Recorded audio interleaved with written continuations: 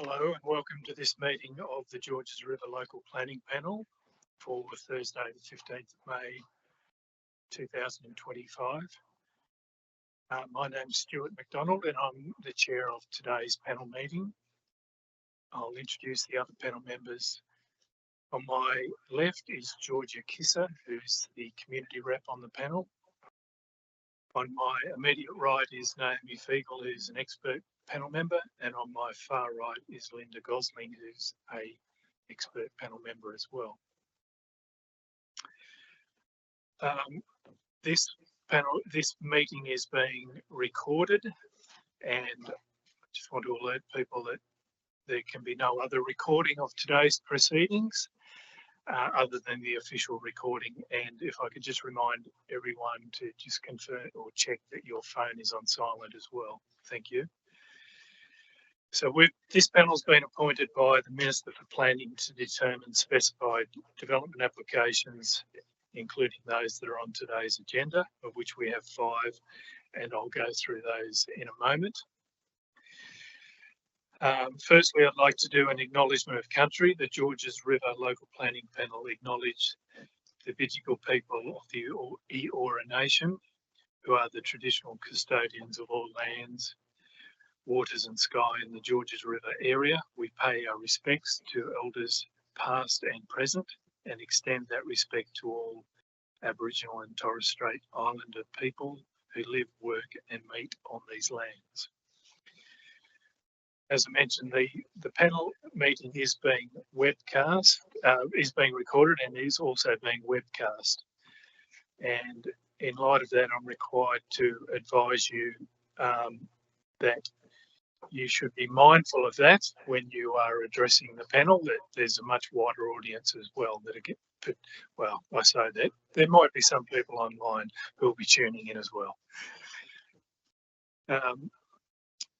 The 5 DAs that we will be considering today are DA 2023-572 at 27 to 31 Hampton Court Road, Carlton, and I think the majority of people in the gallery are here for that, if not all of you.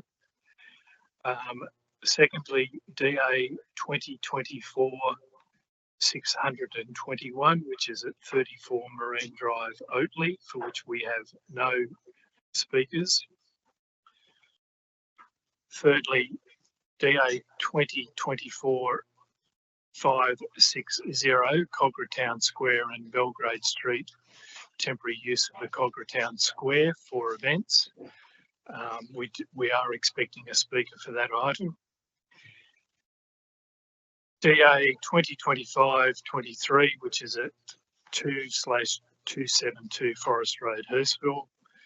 That's for a change of use involving a heritage item. That's why it's come before the panel. No speakers for that one, and likewise for the final item, which is at 17 McMahon Street.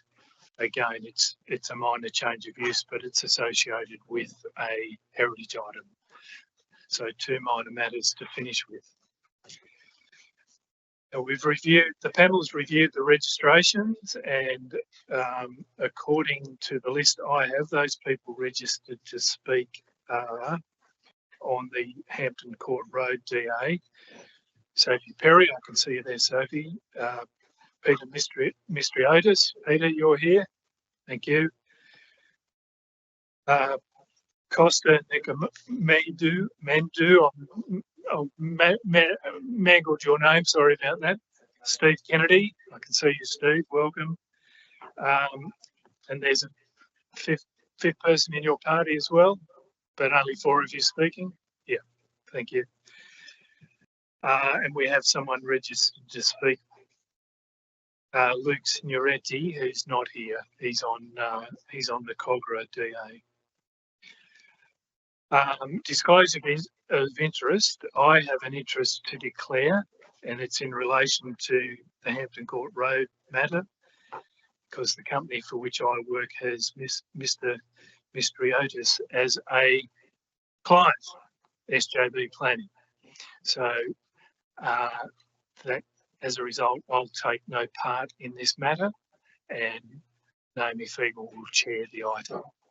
But we still will obviously have a quorum to determine that matter. So just to confirm, I've made a written declaration as well, which will form part of the minutes. And I took no part in the site inspection that occurred today and have played no part and will not be involved in any discussion around this development application.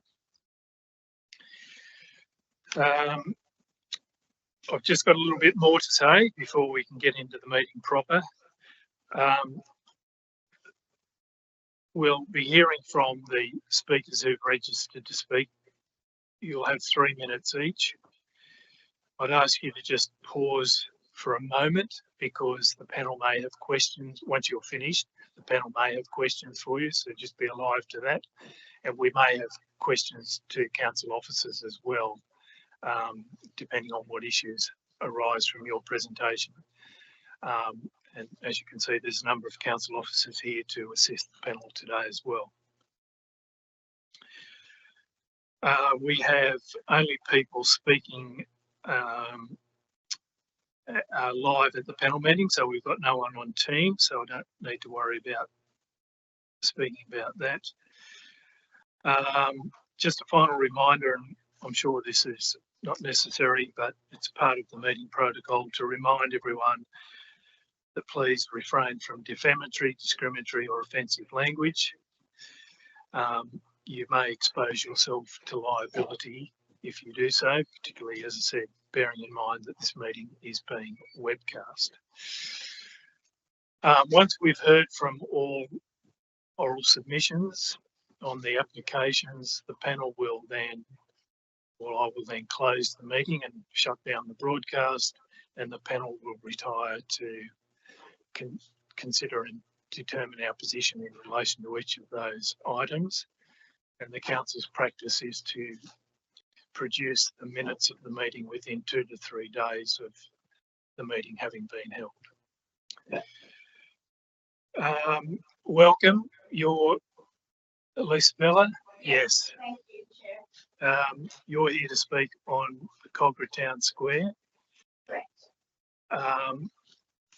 I think what the panel's decided is, because there's a lone speaker in relation to that DA and all the other speakers are in relation to a single DA, that we'll hear from you first. So you can then, your role will be finished and you can get away. So so please come forward.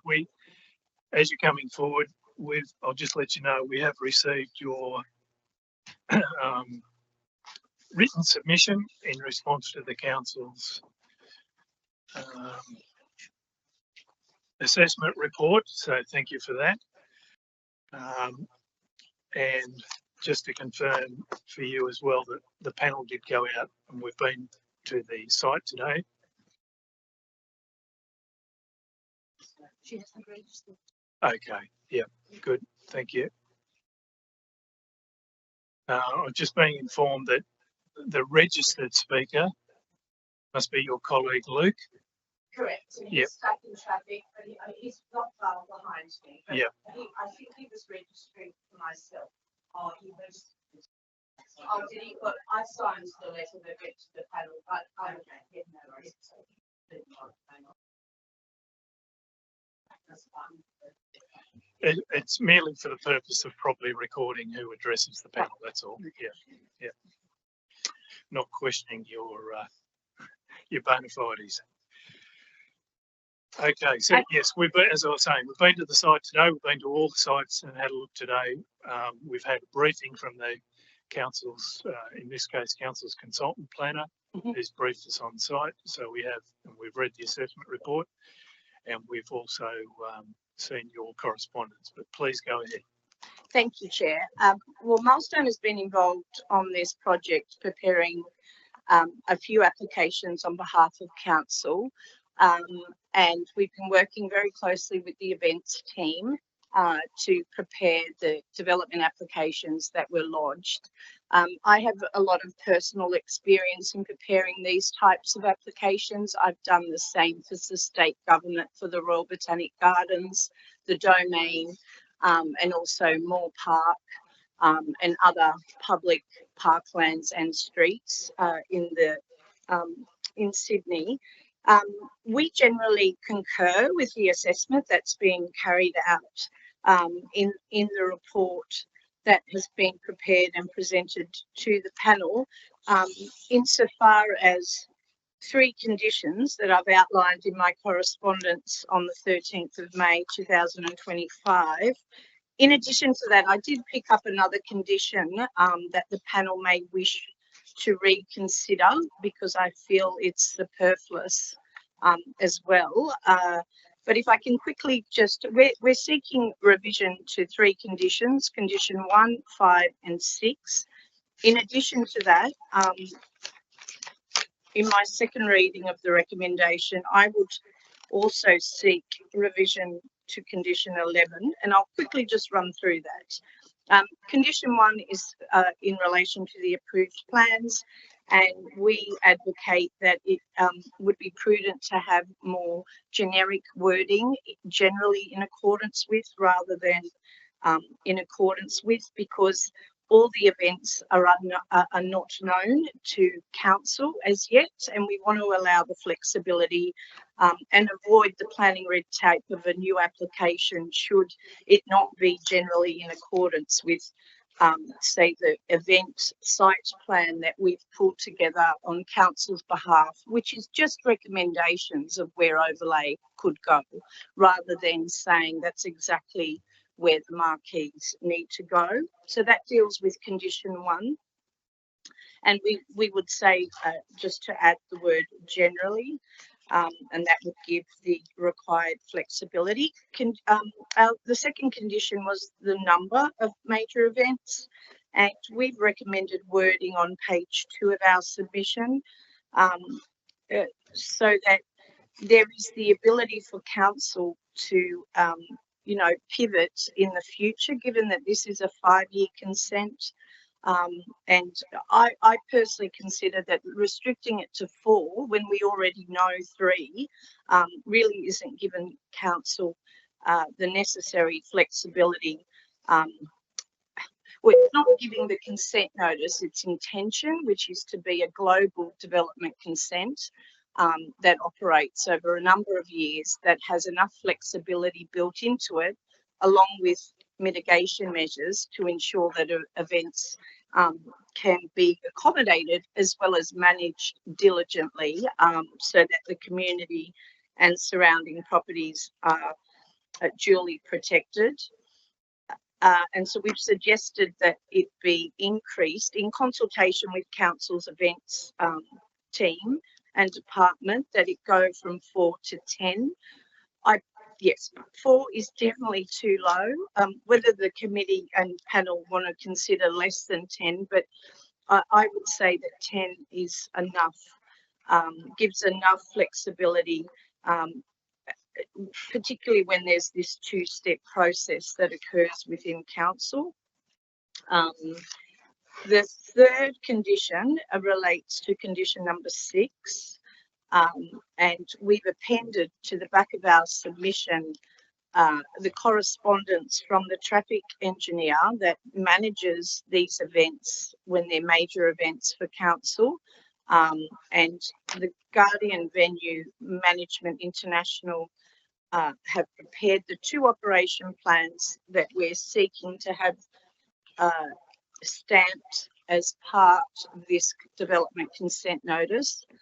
And we consider it's important that option 2 it remains in, because it's the actual plan that council uses for the known major events that they're currently carrying out at the moment. So to do so would mean that the events that they're currently undertaking at this event site would operate under different means, and it would mean that the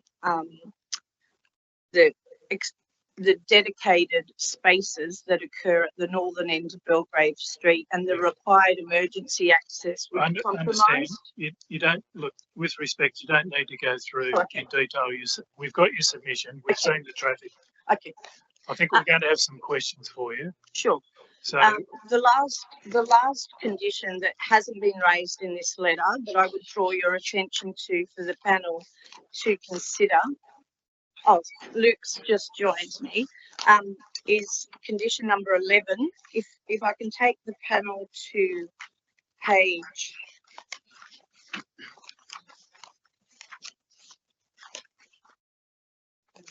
condition 11, event traffic control plan. That's correct. Sorry, Yeah. I'm just trying to find it, Chair, myself. I should have tagged it. Condition.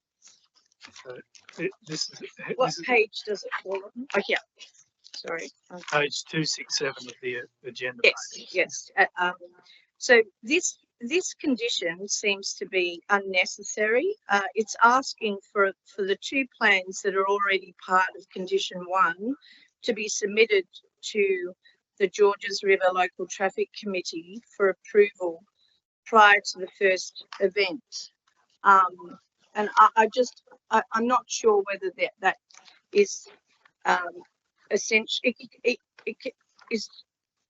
would occur anyway, but I'm not sure whether it needs to be captured under this development consent notice. But that is just something that I'm putting forward to the panel to think Okay. about. Thank you. Ms. Johnson, just on that last point, condition 11, has this DA already been considered by the traffic committee? It's my understanding it hasn't. Sorry. Sorry.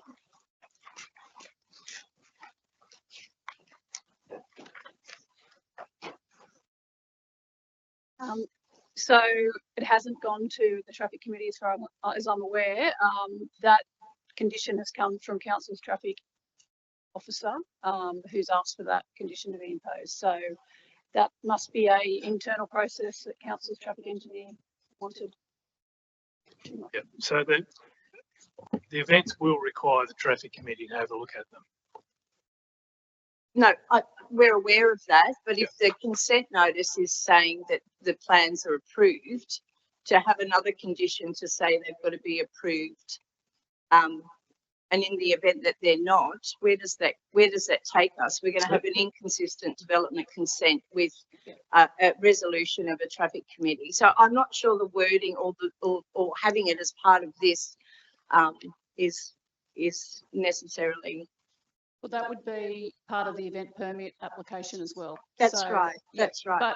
But it's a council officer's request that specialises in traffic management. So I've imposed that condition, or recommended to impose that condition, to ensure that committee gets to look at any road closures. So any further description or reason for that, I'd have to seek comments again from council's traffic engineer, but I think it's a fairly standard process, and certainly an event permit application. Could you just address everything through the chair? Thanks. So, yeah. So at this stage, that condition is required because council's traffic engineer requested it. Yeah. So regardless, these events are going to be considered by the traffic committee, whether there's a condition or not.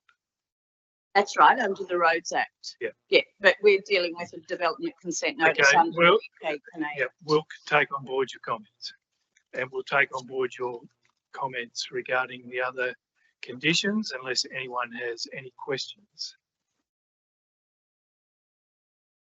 Any further questions? Yep. Thank you. Hi. So you mentioned that now the events that they are held in this area, they're using option 2 as a traffic control management. There is a little bit of, I don't know, to me, a misunderstanding. There is a side map of the events, and there is the area between, sorry, let me find it, Post Office Lane and Railway Parade. So you have these kind of purple areas for the markets, maybe? Yes. And then there is an area, the disabled parking, I assume. Yes, accessible parking.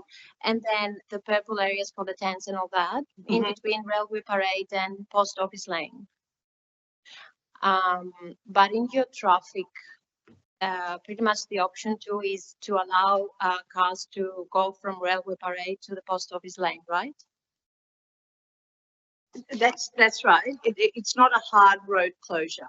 Okay. It's going to be controlled by traffic. So for some of the major events, council places food trucks in that location. And for other events, they're used for emergency vehicles. There's always an accessible car parking space that's maintained at that northern end. I'm not sure, Luke. Luke was the last to speak to the traffic engineer this morning. I'm sorry again for my lateness. So I've discussed the traffic parking options with the venue management consultant. So option 2 is going to be encouraged moving forward for these major events, because that traffic controlled area between Runway Parade and Post Office Lane allows parking access for accessibility, special event holder parking. So option 2 will be the encouraged option moving forward for these larger events, which is why it's encouraged to be put in place for the overall DA approval. So you need this space not for markets but for parking. There have been previous events where this has been closed off for markets, stores and stuff like that for the Uncontained Arts Festival. So it's been included in the recommended overlay based off previous events. However, it won't always be a hard road closure. Yeah, it's important. I think I understand you're saying I can see purple, but it's going to be There's emergency vehicles. inconsistency in your documentation is fundamentally the problem. Well, we would say that this, we're aware of that, but that this is just a recommended overlay, and it may have been clearer to where it is purple to show purple or traffic management. So it could have been shown as both, but sometimes there will be food vans in that location, and sometimes it will be purely for traffic event support space, as well as the accessible parking. But I think I understand that you're trying to, propose something as an umbrella to cover all the events, the future events. Do you have any kind of volume of the market, all that you might need? So do you actually need that space for markets, or would you prefer maybe to, I don't know, we might think as a condition to propose 2 site plans, one with this traffic control, with this usage, and another one for this. You know what I mean? Just to make it clear I that understand we're what you're not saying. because now Yeah. there is a parking area and the market, and then that's why you have 2 traffic options and all that. So it's a little bit, Yes, I understand the line. confusion, and I think it could be clearer, and we certainly wouldn't be opposed to such a condition where there is another version of this event site plan which shows that in the major event mode. Thank you. We picked up that same issue ourselves, actually. Thank you. Any other? Yep, thank you. So you said this would go to traffic committee anyway Yes, as part for of every event, or just this plan? I understand that when council has a road closure under the Roads Act, that it would go to the traffic committee in any case as part of that process. So this is a development consent, and then there's the other approvals that are still required. So is it in effect that then the traffic committee could be determining what's the most appropriate for the scale when you put it up to the traffic committee? Presumably there's some discussion in that about the scale of the event you're talking about, that they would then determine. You would suggest, we want option 1 or we want option 2, and you'd be telling them we want option 2 for X. That's right. Yes, So that's they right. actually will make the decision on which option gets adopted. I'm just trying to understand the process. Yes, so this is an overarching global consent notice, which is all embracing. The next step after that would be to have your events license that's given by council. And then as part of that events license, when you close a road under the Roads Act, there is also the requirement to go to the traffic committee. And they need to sign off on it before the road's closed as well. So there's we're trying to eliminate the need for every time there's an event for the DA consent. That's what this is about, to eliminate that, provide holistic consent that can be relied on for 5 years. But those other steps have to occur each and every time. for every single event. Right, okay, so I just understand from what you're saying, and so in some ways you're sort of relaxed about the option 1 versus option 2 thing, because in fact that decision will get made by others. Correct. Yeah. Okay. All right. I have one more question, which is nothing to do with this, with traffic. Under the noise work, this has been picked up on one of the conditions to say that all performing artists and musicians have to be staggered so that no more than one artist is performing at any moment in time. So does that mean that you can't have like a school group performing, because that would be like 10 students performing, or somebody singing and somebody playing guitar? So you couldn't have that? Is that That's what not you're the envisaging? that's not the intention. This is obviously a mitigation measure that you've picked up from the In the noise, yeah, noise from the noise work. management plan. It's not picked up, although the noise management plan is being approved by condition 1 and through one other condition. I don't think that's the intention, that a school choir can't be singing. I don't think that's the intention of the Yeah. plan. Okay, thank you.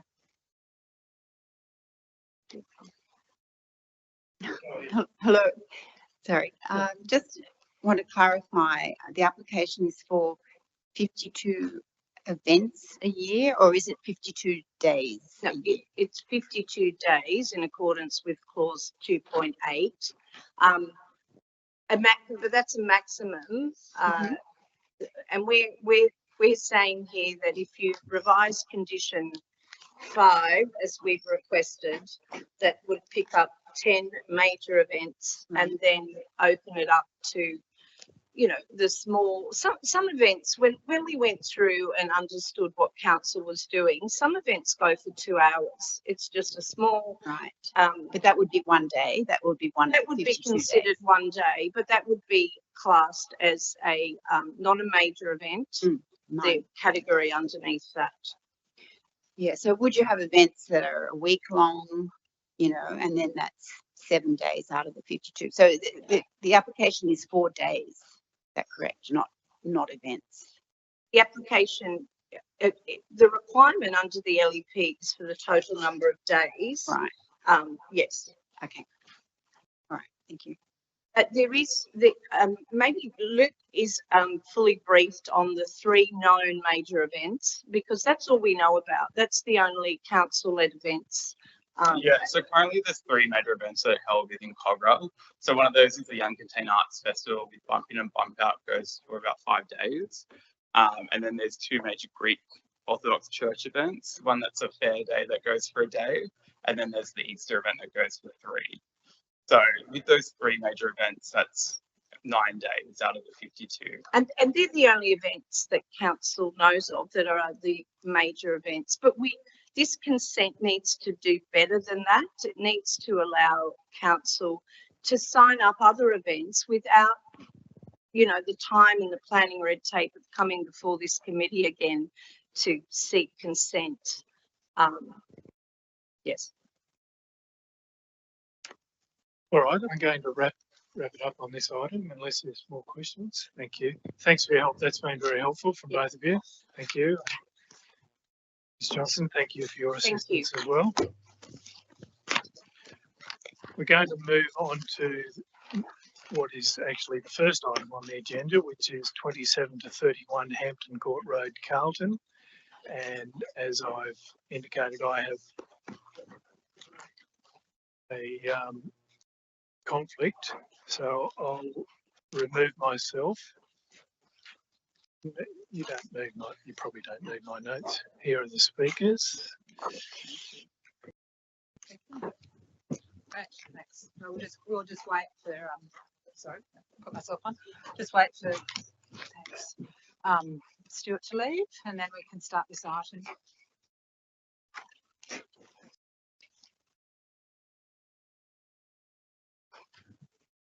Yep.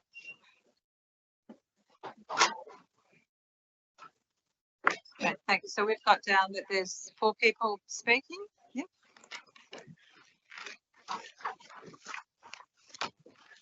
You just can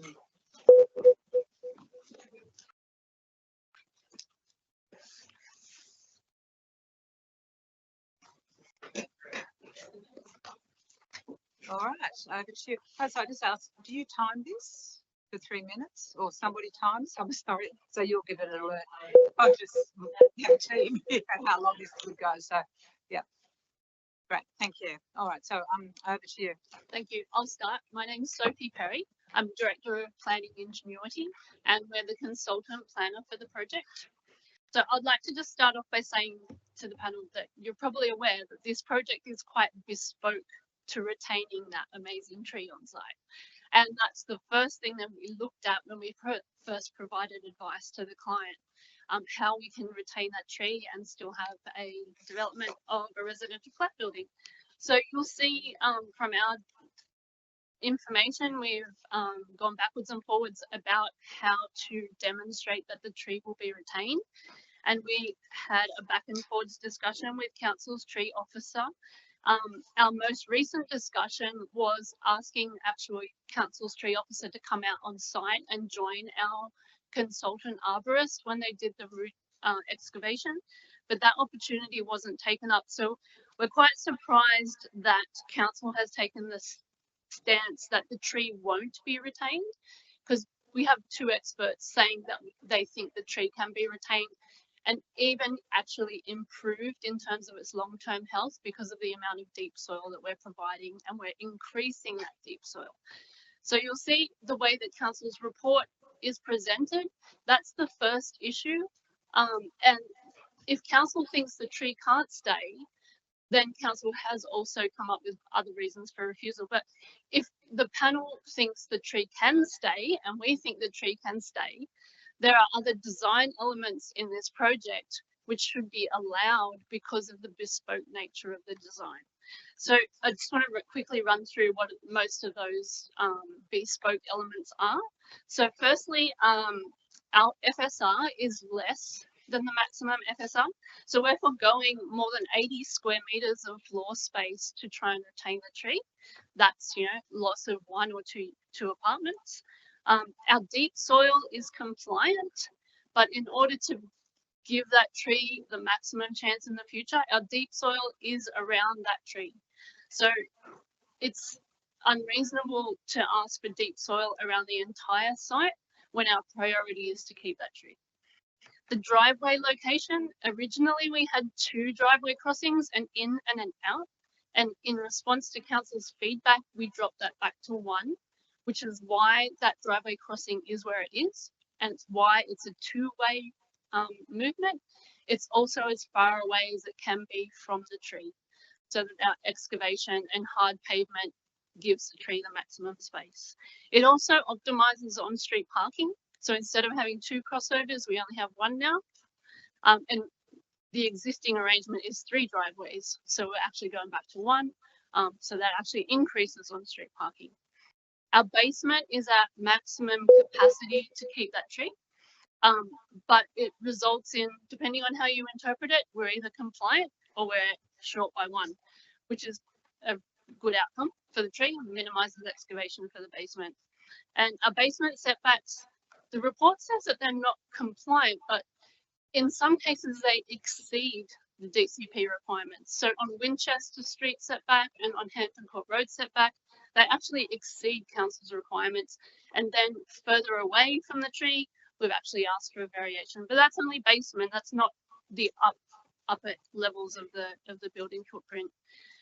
There are a couple of, I don't know if they're errors or misinterpretations in the report. So one of them is that the natural ventilation assessment is incorrect. There's actually 2 windows that have been missed in that pattern of natural ventilation for that ground floor apartment. So there's actually 3 options for cross ventilation, and 2 of them haven't been identified in the report. And so, can I just interrupt you one second? Was that beat for 3 minutes? Oh, sorry. So if you can just. Yep. Excellent. So, and then the other issues are they're easily resolvable by conditions, things like materials and colours, cutting back the balconies to achieve ADG compliance, and whether we have windows in that great northwest wall. So I guess the fundamental issue is, does the panel think that the tree will be retained? We have 2 experts saying it will. And that's fundamental to the overall design. If the panel thinks that the tree could be retained, then we could defer this decision for these minor changes. That would be my recommendation. I'll hand over to our other speakers.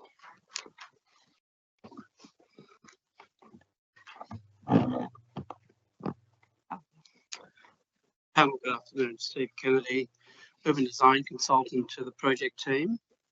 There is a long list of items in the agenda under the title urban design. I'm not going to go to them specifically. I'm going to talk about the project. This is a good scheme. This is an intelligent and well considered scheme. It, as Sophia said, it's gone through a number of iterations, partially in response to council issues.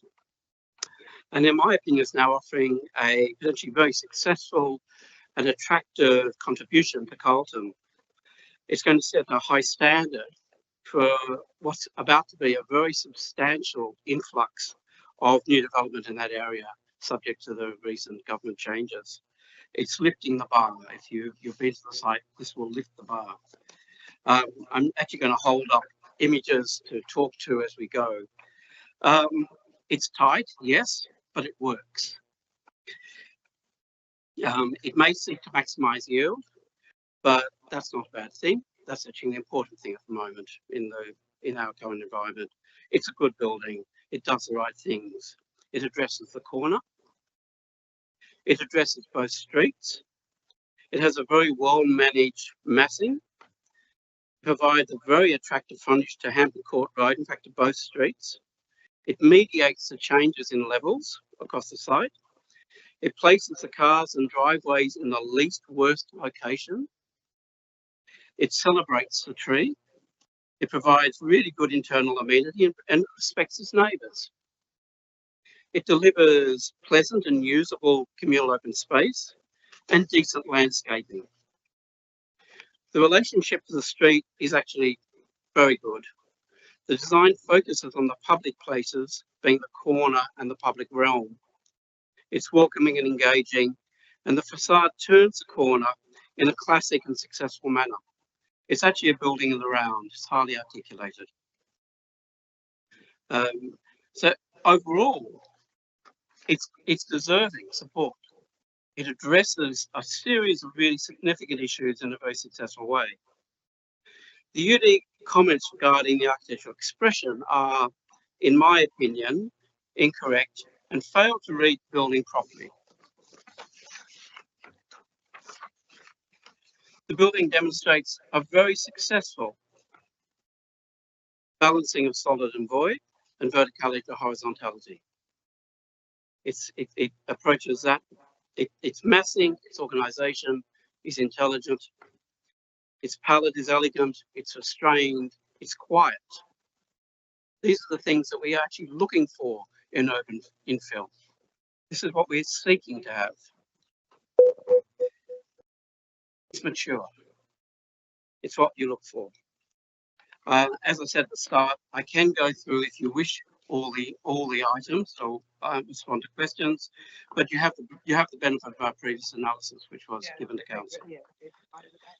So I think it's more important just to ask that you focus on the package as a whole and recognise the overall merits of the scheme, its success, and in fact its beauty. Thank you. Thank you. And next speaker. Hi, it's Peter Mistriotis, Willow Frank. We're the project managers representing the applicant on this proposal. I may repeat a couple of things that Sophie has mentioned, but can I just point out two of the most important things to us when we set out on this project was, number one, keeping the tree. We're under no illusions that any proposal to remove that tree would have resulted in a refusal. Number two, we see immense value to the apartments that we are proposing to have such a mature and beautiful tree there that we just cannot replicate with any kind of landscaping plan. The other important thing to us was to maintain a single level of basement.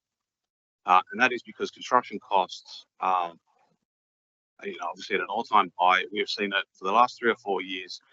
So many projects have been shelved, DA approved, never to see the light of day to be built because construction costings were not factored into the original design. To achieve that, we've pulled the basement away from the tree to keep the tree. We've put our deep soil zone around the tree. We exceed the minimum requirement for deep soil zone. It is not right around the site. The only way to achieve that is to introduce a second level of basement, and that then runs the risk of a real risk that the project is not viable and it will be a DA approval that never sees the light of day. We've got a client here who has gone against our advice to lodge a deemed refusal appeal to the Land Environment Court. He wanted to work with council to resolve this. You'll see that this was originally lodged in November 2023. It was 7 months went by without a peep from council. I had my own staff calling them weekly to try and get updates. The planning officers changed multiple times. The tree, as we expected, did come up as an issue. We had our consultant arborist prepare an arborist report to accompany the DA. Their opinion is the tree will survive based upon the design that was put forward. We then sought advice from Peter Castor, Craig Martin and Dr. Treegood in response to the meeting with Council's tree officer, who wanted us to go beyond the 400 to 500 metre route mapping. All four of those consultant arborists advised us that the 700 mil requested by Council's tree officer was inappropriate and risked damage to the tree. In fact, Peter Castor and Craig Martin refused to carry out any further route mapping beyond what was already done by Redgum. We then found an arborist who has what's called a pneumatic hammer, and it uses high pressure air to blow the soil away from the tree roots so that you're not using jackhammers and shovels, which is the risk to the tree. We took the path of least resistance, went back on site, did further tree route mapping, went to the 700 mil as requested by council officer at the time. That doesn't seem to be good enough. We explained to council that we cannot carry out route mapping underneath an existing home. I can't go in there and ask a tenant to vacate so I can knock down their home to carry out route mapping. But we've mentioned the deep soil. Look, retaining that tree is very, very important to us. It has a lot of value to the development, and I do mean financial value. There's I've got a client here who's proposing to demolish 3 very old and tired California bungalows, which currently house 3 families. We're proposing to build 16 apartments, which will house 16 families. It is in Carlton. It is a very affordable suburb. It does not need to meet the requirements of affordable housing under the SEC to be affordable. These are apartments that are sub $1 million, almost unheard of in Sydney. Sorry, I lost my train of thought. You've done the 3 minutes. We're 187 metres from the railway station. They're very affordable, very accessible. You've heard from our consultants. We think it's very well designed. All the issues have been taken into account. There has to be some merit given to the challenges this site faces. We can solve the deep soil issue that we can give council what they want, and that's deep soil around the whole site.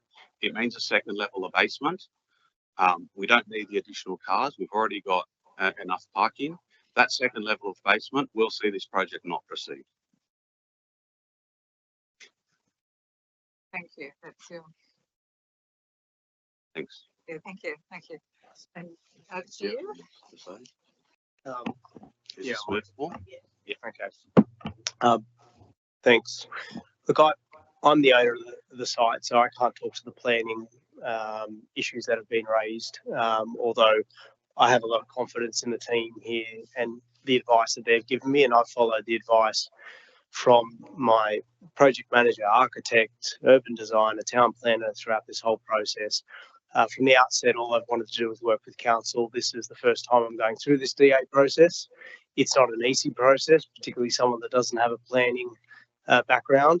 And I've always tried to go through with I guess, ethos of the process of least resistance. I was advised when the 40-day period elapsed that I should just go straight to the Land Environment Court. I didn't do that. Again, when my 6 months was coming up, again, I was reminded that I should do that. I didn't do that. All I'm after is to try and seek a deferral of this decision so we can resolve any issues that are outstanding. I don't think there are there's anything there that can't be resolved.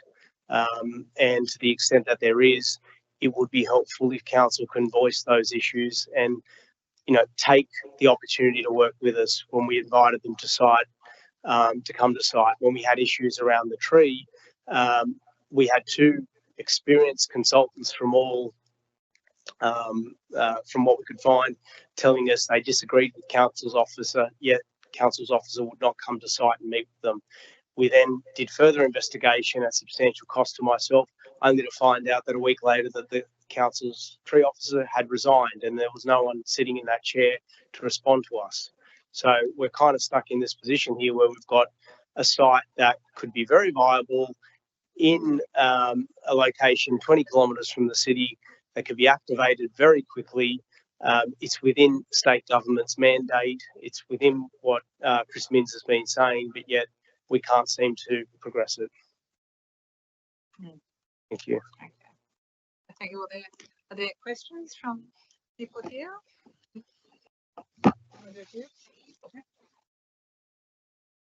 Yeah, I just want to ask about the foyer, if you could explain how that works, because it's open, is that correct? And also the stair, is it a fire isolated stair or open? No, it's not. This is a, I'm sorry. This is an idea that Fuse, the architects, have now produced on a number of their projects on these tight sites, where they've produced a very contained foyer with a staircase that is in fact an open stair. There's a fire engineering solution that's deemed satisfied that brings it through, performance solution. So it actually, in their mind, becomes part of the activation of the building. People walk up and down the stairs. So it's open and it's engaging. Right, so there'll be a fire engineering solution to. Yeah, can I add to that? I'm not sure if you're familiar with the Calibre project in Surrey Hills by Koichi Takada. So what was the project? Calibre in Surrey Hills No. actually won a UDIA award. That's actually where we got the idea for this staircase from. A tight site in Surrey Hills. It's a Koichi design. It's been done successfully. We've done it with a fire engineer. It will be a fire engineered solution, to answer your question.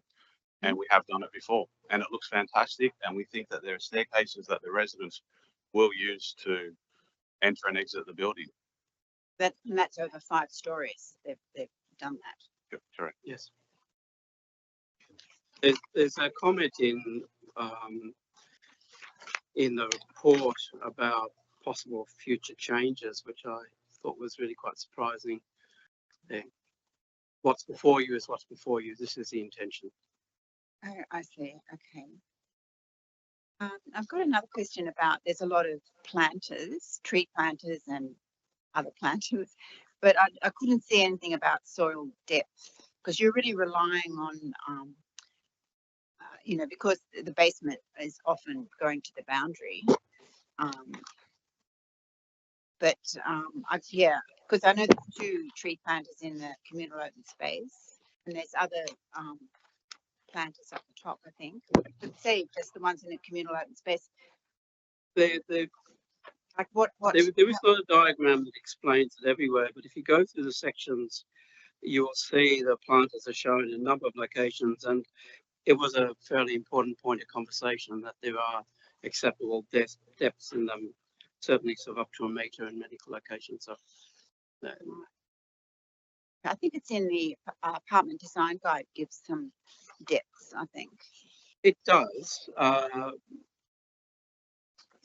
I think, yeah, if you want to ask a question for more detail on that, then we can provide it. But I'm sorry, Scotland, I just don't have it clearly in my mind anymore. But we spent a lot of time working on it and insisting that they worked. Is the short answer.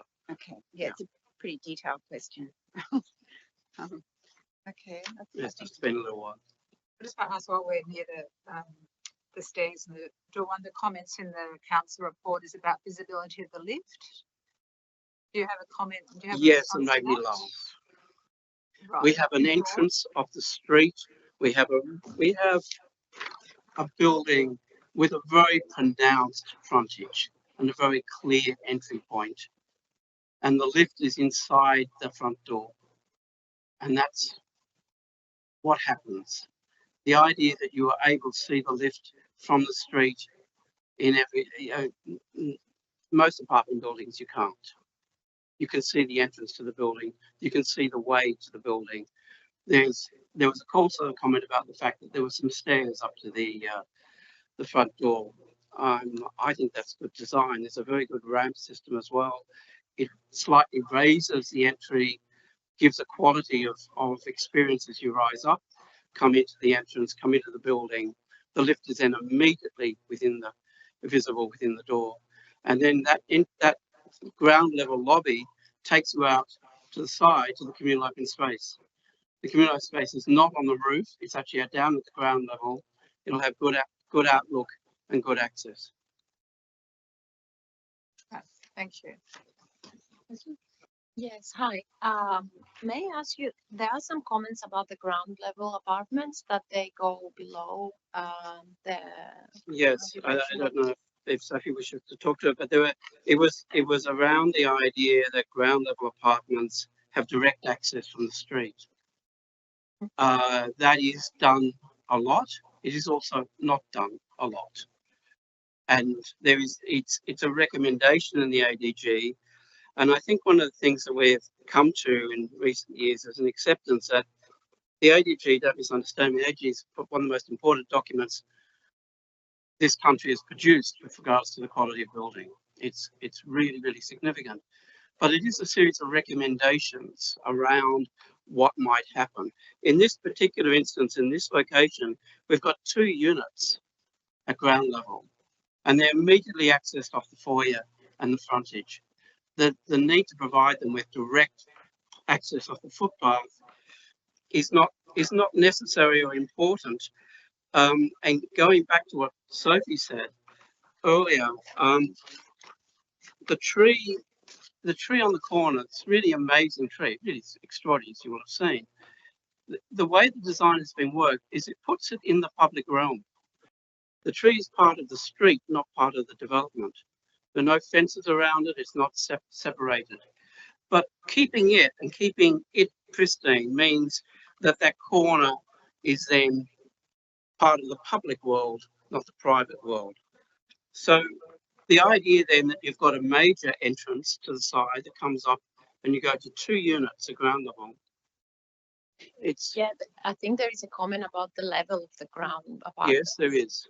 Yeah. There were 2 comments around the levels. So it's like 90 centimeters lower than the. I don't remember exactly the comment, but it was kind of below It's only in one portion. Okay. If I can answer. Sorry, this is the corner. This is the back corner. There's a level change. The building has mediated itself to the middle between them. Okay. So it hasn't lifted itself up to be at the back corner, and it hasn't dropped itself down to be at the street. It's mediated its way through. The report's actually contradictory because at one level it says the street entrance should be at level, and in another sentence it says the unit should be up at the rear level. So it's just gentle mediation, and that's again every other dwelling. No house on that corner, the existing house, you walk up 3 steps to the front veranda, and no one says that's bad design. And I agree, you're right. The report is a little bit misleading in that it says that there's certain floor levels below existing ground level, but there are also existing ground levels higher and lower. Thank you. So it's as Steve says, it's mediating.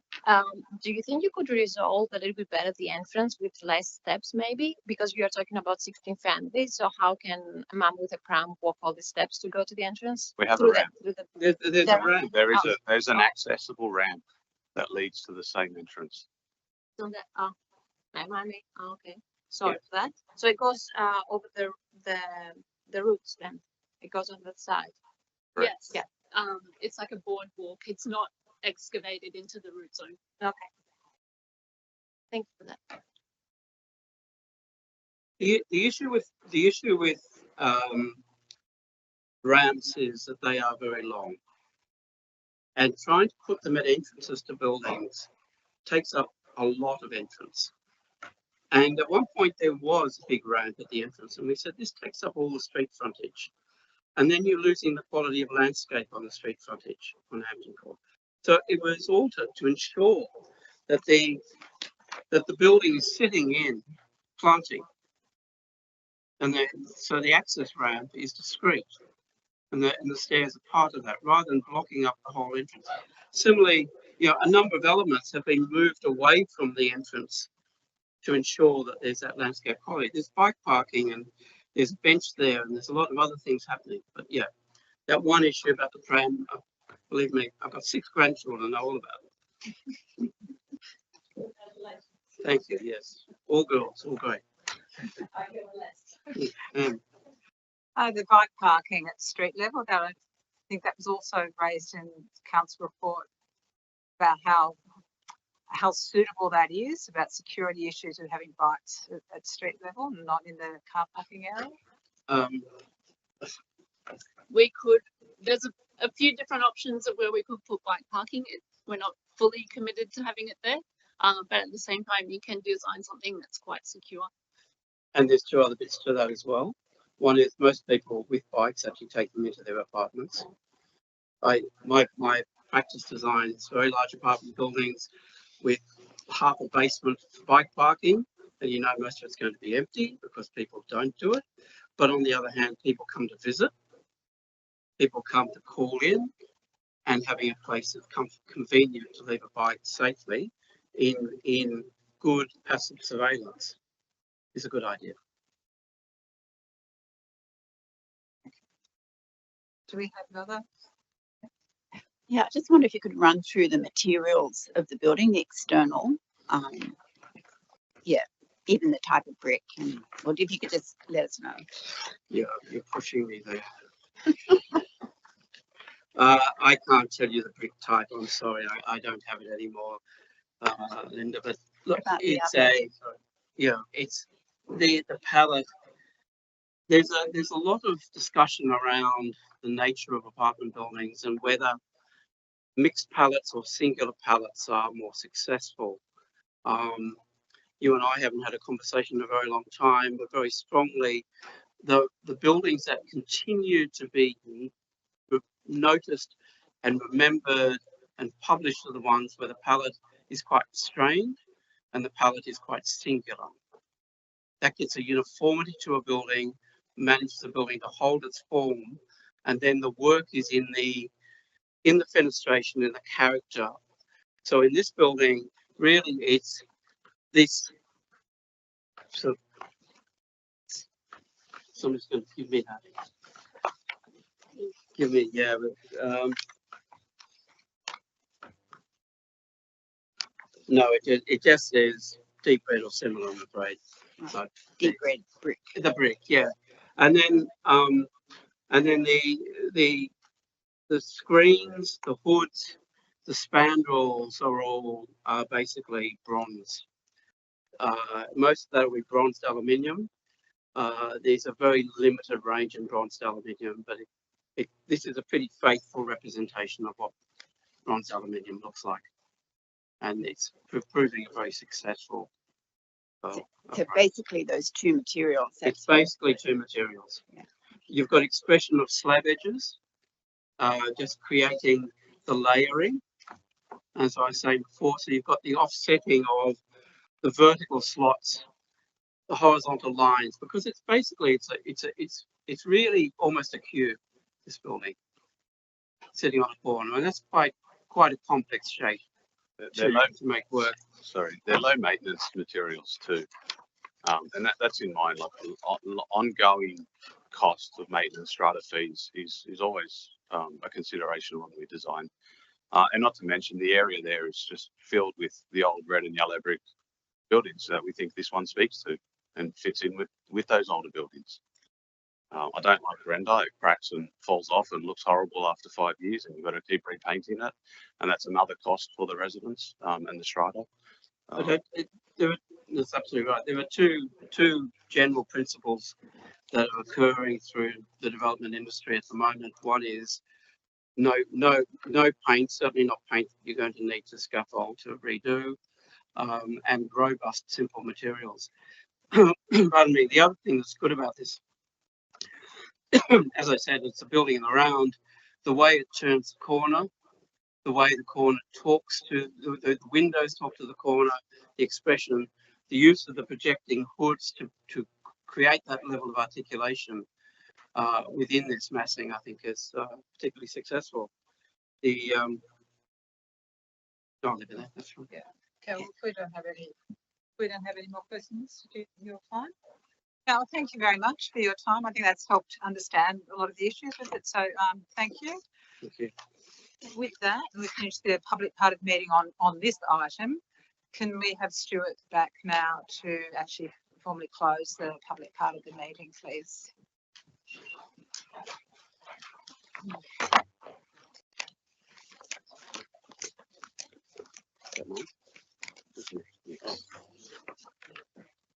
Thank you. Thank you. Yeah, thank you.